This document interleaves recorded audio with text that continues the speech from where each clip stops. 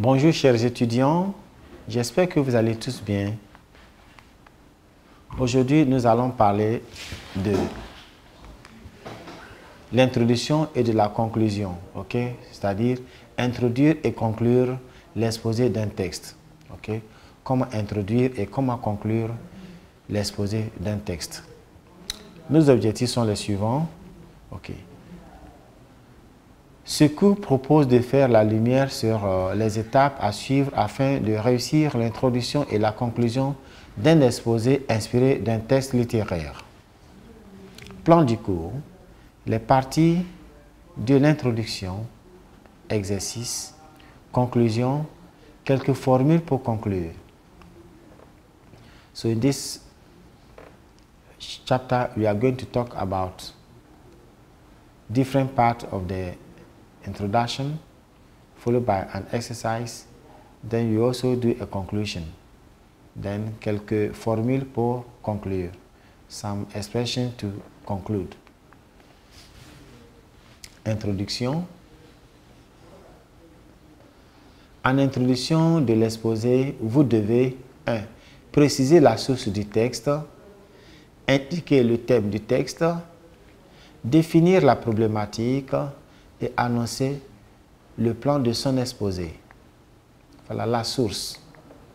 Exemple, ce texte est extrait de, dites le nom de l'ouvrage, écrit par l'auteur, publié chez Maison d'édition, le ou en, la date, à ou en, le lieu de publication. Donc cet exercice consiste donc à vous montrer comment on dit progressivement, on construit la source, n'est-ce pas, dans l'introduction. Ce texte est un extrait de, dites le nom de l'ouvrage, il est écrit par, vous dites le nom de l'auteur, et publié chez Maison d'édition, le ou en, la date, à ou en, le lieu de publication. Exemple C, ce texte est tiré de, dites le nom de l'ouvrage, il est écrit par, vous dites le nom de l'auteur, et publié aux éditions Maison de publication. Le ou en plus la date, à ou en plus le lieu de publication. En D, on peut aussi dire, ce texte est un article du journal ou bien du quotidien ou de l'hebdomadaire. Dites le nom du journal ou du magazine, puis la date et le lieu de publication ou parution. Le thème. Pour indiquer le thème du texte, vous pouvez dire le thème du texte est, vous évoquez le thème, le texte parle de, le texte met en relief le thème, le texte met en évidence. Donc, all these things help you to mention the theme. La problématique. How do you cite the problematic in the text or during your exposé? Une fois le thème identifié, vous devez en délivrer la problématique. Vous pouvez dire, so once you have the theme, you can now formulate the problematic or the issue that is at stake. Il suscite la problématique suivante. Vous explicitez la problématique. Il suscite la réflexion sur le problème de préciser le problème dont il est question. Il évoque le problème de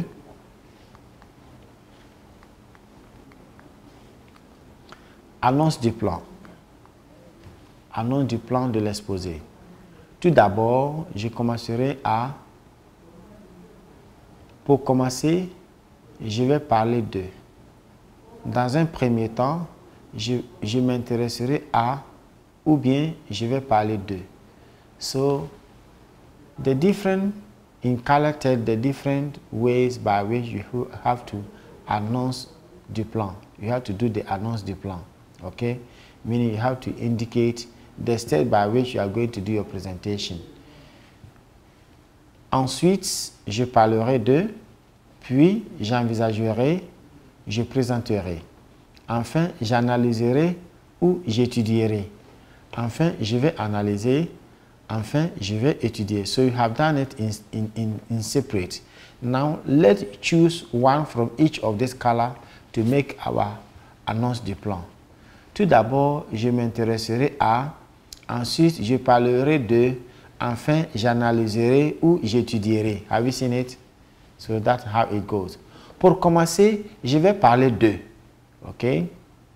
Puis, j'envisagerai, enfin, je vais étudier. Have you seen how it goes?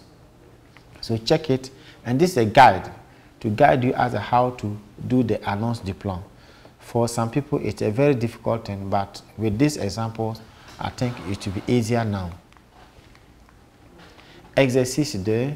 Entraînez-vous à la technique de l'introduction en faisant correspondre les propos 1 et 2 à la lettre A ou B. Okay, so you are going to see. We have two sentences. Okay, sentence number 1, sentence number 2. So you are going to indicate by A or link it to A or B depending on what it does. If, for example, A will indicate quelle phrase sert à introduire le thème. B, quelle phrase sert à définir la problématique. So one help to introduce the theme, the main theme the passage talk about, and the other also will help you to talk about the issue, la problématique. How do you go about it? Let's read the number 1. Cela pose le problème de la liberté de fumer pour les uns et la liberté de ne pas être enfumé pour les autres. 2. Le ministre de la Santé québécois, propose une nouvelle loi étendant l'interdiction de fumer dans les lieux publics. So if you had this proposition, do two sentences, linking with either A or B, you can see that the number 1 talks about the problem the whole passage is dealing with. And for that matter, it can be linked to B. Whilst the sentence number 2 deal with the theme. It talks about the whole theme for which the passage is dealing with. Okay, not the issue, not the problem, but it deals with the theme, the main idea, that is the passage. Right, so l'exercice sur la phrase numéro 1 correspond à la problématique, donc c'est B, et donc la phrase numéro 2 correspond plutôt au thème qui est donc le numéro A, ok, la lettre A. Conclusion, vous faites le bilan de votre argumentation, ok, vous résumez votre exposé, thème, idée explicite et idée implicite. Dans la conclusion, vous n'apportez pas de nouveaux arguments ni d'exemples. So in the conclusion, it's only a summary if you want. You mention the theme, the explicit, the main explicit idea and the implicit idea, okay? Then that is okay.